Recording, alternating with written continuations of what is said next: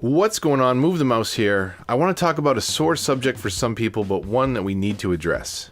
I want to talk about loot boxes, how they're ruining gaming, and specifically how they encourage cheating. The most recent example of the problem is PUBG, but before we talk about that, let's take a brief look at the history of cheating. Cheating is not new. Since humans have had any form of competition, there are those who will cheat to get ahead. Cheating in games has been around almost as long as the games themselves. In fact, I bet many of you watching this video right now have cheated in a video game at least once. What comes to mind if I say Konami code? Gamers of a certain age will know exactly what I'm talking about. But even if you don't know it as the Konami code, you may know the code itself. Up, up, down, down, left, right, BA.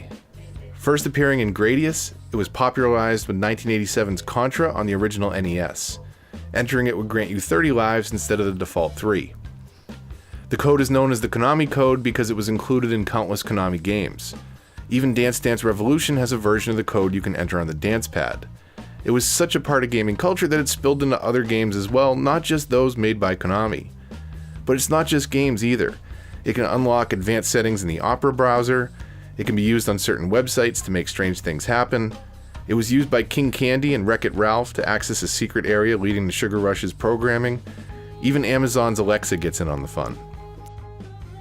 Alexa, up, up, down, down, left, right, BA, start.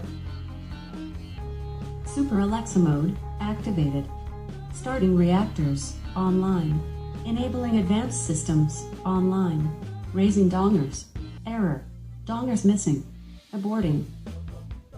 Codes like the Konami code are quite simply amazing to me. We didn't have the internet back then, so the only way you found out about the code was by word of mouth. Or at least that's how I, like many of my friends, found out. But Nintendo blew the lid off this pop culture secret when they wrote about the code in the inaugural issue of Nintendo Power in 1988. Cheating in games was so popular it became a business. Game Genie and Game Shark were brands built on the very idea of players paying to make games easier. The original Game Shark shipped with over 4,000 codes built into the device, and new codes could be entered and saved for future use. But by the time games like GTA 3 hit the market, perhaps the game I have cheated the most in, more people were connected to the internet than during the previous generation of consoles. By then, there were sites that were created just to log and share game cheats. Supported by ad revenue, there was no shortage of visitors to the sites, as there's always someone looking to make their game experience easier, or, let's be honest, in the case of GTA 3, more fun. Once you finish the story, there's nothing quite like getting a 6-star wanted level on demand when you have an infinite supply of ammo to cause chaos with. But cheating in single-player games is one thing. Cheating in multiplayer games is another. There will always be cheats, but some developers are better at stamping them out than others. Some even go so far as to troll the cheaters. Games like Max Payne and Titanfall decided rather than ban cheaters outright, they would force them into cheater-only lobbies. But you'll never get them all. And that brings us to the root of the problem. Cheating in multiplayer games may bring you the glory, as false as it is, of winning a game against other players, but for a long time that's all you would benefit. A false sense of pride and accomplishment that wasn't really earned. But fast forward to today with games like CSGO and now PUBG that not only offer loot boxes, but also a way to resell the items you unlock from these loot boxes. It leads us to some shady business practices. Some of you may remember the CSGO Lotto fiasco where popular YouTubers T Martin and Pro Syndicate were basically advertising CSGOLotto.com on their channels. They seem to be having a lot of luck gambling skins and making tons of money in the process. It would have been bad enough if they were paid by CSGO Lotto and didn't disclose it. That would be pretty shady. But it turns out it's a lot worse. They founded and owned the site.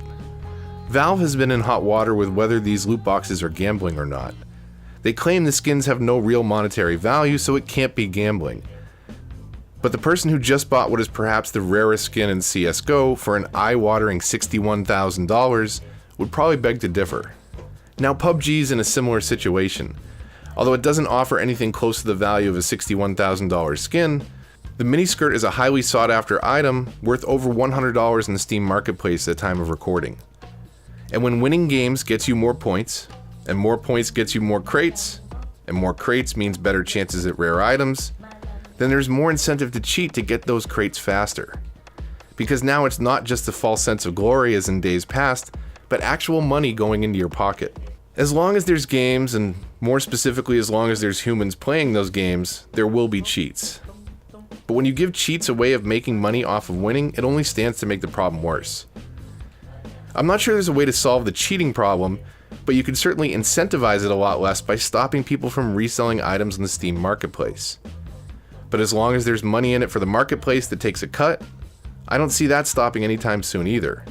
Until we can solve that problem, there will be lots of chicken dinners for those willing to cheat, and lots of money Steam can make on the side.